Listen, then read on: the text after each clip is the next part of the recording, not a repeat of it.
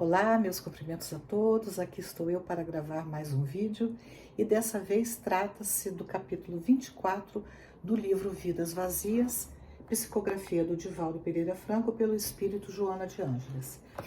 E o capítulo tem como tema gentileza. E a Joana, aqui nesse capítulo, ela vai falar sobre a importância da gentileza nos relacionamentos humanos. E ela fala de coisas assim bem interessantes, porque ela diz que onde existe gentileza, o ambiente é mais harmonioso.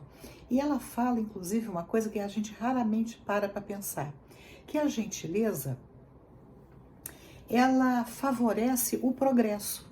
E por quê? Porque quando, num ambiente onde vigora a gentileza, as pessoas ficam muito mais propensas a cooperarem. Essa foi a minha interpretação a respeito dessa fala da Joana. Outra coisa que ela fala é que a falta de gentileza decorre do nosso pouco desenvolvimento espiritual. Que à medida que nós vamos evoluindo, que nós vamos nos tornando espíritos mais burilados, nós nos tornamos também mais gentis. E por quê? Porque a gente consegue se colocar na posição do outro e pouco a pouco realizando aquilo que Jesus nos ensinou, que é fazer o próximo aquilo que nós gostaríamos que o próximo nos fizesse. Tratar o próximo da forma como nós gostamos e gostaríamos de ser tratados. Então eu gosto de ser tratado com estupidez, eu gosto de ser tratado com ignorância, com rudeza. A resposta, a não ser que eu seja uma pessoa meio desconectada da realidade, mas eu quero ser bem tratado. Então eu vou tratar o outro da forma como eu gostaria e gosto de ser tratado. Então ela continua dizendo que o momento atual a gente presencia muitas agressões, é muito comum as pessoas serem agressivas umas com as outras, inclusive rotulando, né, sem a menor preocupação se aquilo vai machucar o outro ou não. E também os choques de opinião, ou seja, eu acho que a minha opinião é que está correta. E aí, porque eu acho que a minha opinião está correta, eu me dou o direito de não ser gentil e não aceitar, nem dar a oportunidade de ouvir para o outro falar o que ele acha. Eu já vou cortando, eu já vou rotulando e maltratando o outro com as minhas palavras, com as minhas atitudes. Então, essas pessoas que agem assim, diz a Joana que eles são muito preocupadas com o seu amor próprio. Então elas são focadas nelas mesmas. Isso aqui é o amor próprio. E com isso elas se tornam pessoas rudes, sem educação, desagradáveis e difíceis de conviver. Mas a Joana continua e ela diz assim, que essas pessoas, normalmente, elas são vítimas de distimia. Eu nunca tinha ouvido falar essa palavra, mas distimia no dicionário diz o quê? Que é a depressão crônica, mau humor constante, então é distimia. Que sempre se encontram mal-humoradas, comportam-se de maneira reprochável, inamistosa, mas elas se comportam dessa forma. Elas exigem tratamento gentil de todos que lhes acercam. Então, assim, eu me dou o direito de pisar em todo mundo, mas ai de quem pisa em mim. Essas pessoas se comportam dessa forma. São verdadeiros cobradores, continua Joana, da boa conduta nos outros.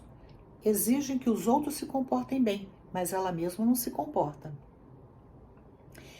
Joana continua dizendo, a existência física, quer dizer, esse momento que a gente está passando, né, do nascimento até a desencarnação, é uma larga experiência que o espírito é submetido com o fim de lapidar suas imperfeições e adquirir estruturas elevadas de conduta. Então aqui ela está dando duas finalidades para a encarnação. Uma, lapidar as imperfeições. Então, aquilo que eu carrego dentro de mim em termos de vícios morais, ignorância, maldade, qualquer comportamento negativo. A encarnação me dá a oportunidade para eu me lapidar. E vamos pensar numa pedra. Quando é que a gente lapida uma pedra? Quando a gente vai tirando as arestas daquela pedra até que ela fique lisinha e surge o brilho. É interessante a gente aqui pensar no diamante. O diamante é lapidado, né, a pedra, no início ele não tem brilho, ela é fosca, né, e cheia de arestas, mas depois ela fica aquela pedra preciosa de inestimado valor muitas vezes. E a outra função é que a gente adquira estruturas elevadas de conduta. Quer dizer, que a nossa conduta seja cada vez mais condizente com aquilo que, como ser humano, nós devemos ser. E aí, quando é que eu tenho estruturas elevadas de conduta? Então, vamos pensar numa estrutura, alguma coisa que já está sedimentada. E para eu ter uma estrutura elevada de conduta, eu preciso ter um modelo, né? Um modelo que vai me dizer como agir, a melhor maneira de agir. E Jesus é essa criatura que veio nos ensinar, não só do ponto de vista teórico, porque Jesus não só ensinou, ele colocou em prática, ele falou, ó, é assim que nós devemos agir. O exemplo de Jesus foi tão convincente, tão forte, que os seus discípulos, embora homens muito rudes, muito sem educação, né? Com exceção do Paulo, né? Que Paulo não conheceu Jesus, mas a gente sabe que dos discípulos, o Paulo foi o único que teve uma formação mais importante, vamos assim dizer, na condição de doutor da lei. Mas os demais eram todas pessoas muito simples e ignorantes. E eles foram capazes de serem tocados por aquele Jesus que, através do seu comportamento, através da sua forma de agir com todos, contagiou todas essas criaturas que foram capazes, inclusive depois da crucificação de Jesus, tomarem para si a responsabilidade da divulgação do cristianismo e enfrentar todos os sofrimentos terríveis e adversidades que eles enfrentaram. Bom, aí a Joana diz que Jesus foi um modelo de gentileza. E a gentileza é o contrário do desamor, vamos assim dizer, né? Onde existe gentileza, existe amor. E existe, a gente evita o quê? O preconceito, os julgamentos precipitados, a condenação do outro. Nós vamos ser gentis, né? Isso são exemplos de gentileza. E a Joana, então, diz que Jesus permanece como o homem mais gentil que a humanidade jamais conheceu. Lá na frente, ela vai dizer que Jesus se manteve gentil apesar de tudo que ele já tinha consciência que ia acontecer com ele. Ele sabia que ele ia enfrentar incompreensões, acusações indébitas. Ele sabia que ele ia enfrentar ciladas daquelas pessoas que não gostavam do que ele pregava. Ele sabia que ele ia enfrentar a crucificação, né? Que os seus ensinamentos iriam incomodar as pessoas. Ele sabia de tudo isso, mas ele se manteve firme. Por quê? Porque ele tinha certeza do seu papel, da sua função diante da humanidade, diante da vida.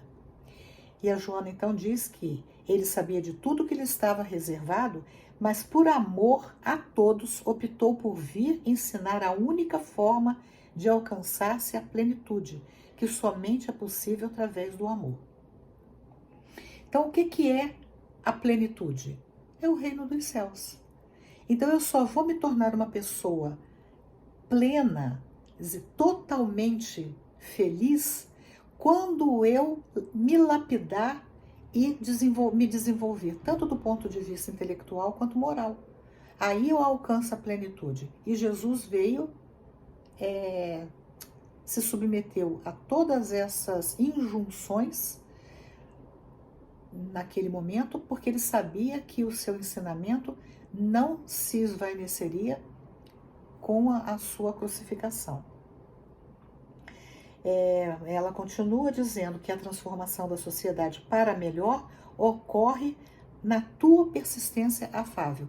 Aí ela está jogando a nossa responsabilidade no mundo. Então, se eu quero transformar o mundo, não vai ser pegando em armas, não vai ser através dessas revoluções malucas que são pregadas por aí, achando que a gente tem o poder de transformar a sociedade a partir do que a gente acha que a sociedade tem que ser. Ela diz não, que a transformação da sociedade para melhor ocorre na tua persistência afável. Quer dizer, no dia a dia, faça sol, faça frio, né? Faça inverno, verão, no dia a dia, no nosso cotidiano, a gente permanecer com um comportamento coerente com aquilo que a gente escolhe seguir. E, naturalmente, aqui a gente sempre se pauta pelos ensinos de Jesus. Ela continua dizendo: teus passos e tuas palavras criarão um ambiente feliz e dessa forma não permitas o triunfo do mal. Então, quando é que a gente permite o triunfo do mal? Quando a gente embarca nessa canoa. Quando a gente acha que não adianta mesmo eu ser bom, porque o mundo está perdido. O mundo não está fácil, está muito difícil realmente. Mas se eu permito o triunfo do mal, ou seja, se eu não acredito no triunfo do bem, então eu estou entregando os pontos e eu não devo fazer isso. Por quê? Eu tenho que visar o ambiente feliz e o ambiente e que a minha conduta ela tem o poder de criar um mundo melhor. A minha conduta. Não é forçando a conduta do outro, porque eu tenho que dar conta da minha conduta. Eu posso até ajudar o outro, ensinar, sugerir, mas cada um é responsável pelas suas escolhas, pelos seus atos. Ela continua dizendo: o mundo neste momento é um campo de batalha no qual as forças do mal campeiam livremente e se encontram em vigília contínua contra todo e qualquer movimento que possa aniquilá-las. Olha o que ela está dizendo, as forças do mal. Então vamos aqui dar alguns exemplos. Forças do mal, desonestidade, vícios, maldade, abusos de toda sorte, são as forças do mal, corrupção. Elas estão em vigília, elas estão livres por aí, basta a gente ver o que está acontecendo no mundo, e elas estão em vigília constante, elas estão de olho aberto. E a Joana diz por quê? Porque elas não querem que o bem vença, elas não querem, elas estão satisfeitas vivendo na sombra, na maldade. A luz incomoda as forças do mal. Então, a Joana continua dizendo que essas forças insistem usando ardis, ou seja, ciladas, muito bem trabalhadas, para que os irresolutos e tímidos lhes tombem nas malhas. Então, como elas estão sempre em vigília, quer dizer, atentas, e atentas para quê? Para observarem quando as pessoas que estão fazendo a opção pelo bem, mas ainda não têm certeza se aquilo está certo, elas ficam assim tímidas, titubeiam, não sabem se vão, não sabem se voltam. Então, o mal vê nesses comportamentos o campo fértil para cooptarem essas pessoas. E é quando acontece aquelas situações assim, deixa de ser bobo, larga a mão, para que você vai ser honesto? Todo mundo é desonesto, vem aqui, né? Para que você vai abrir mão de prazer, né? De sexo, de bebida, de festas? Para quê? Venha curtir a vida, é tão mais gostoso. E a Joana diz assim, ela não diz isso, mas tem uma passagem bíblica que fala que a porta larga é muito mais fácil da gente atravessar. A porta estreita é aquela que exige de nós compostura, esforço, dedicação, persistência. Mas atravessar a porta larga é fácil, mas nos traz muito problema lá na frente. Enquanto que a porta estreita é aquela porta que que favorece o nosso desenvolvimento como espírito imortal que nós somos. Então, se nós nos vemos como espírito imortal, nós temos que parar e pensar assim: que comportamento me interessa na vida? Que comportamento me auxilia a me tornar um ser espiritual cada vez mais evoluído, cada vez mais avançado, cada vez mais condizente com os ensinos de Jesus? Essa é a questão fundamental que nós precisamos responder.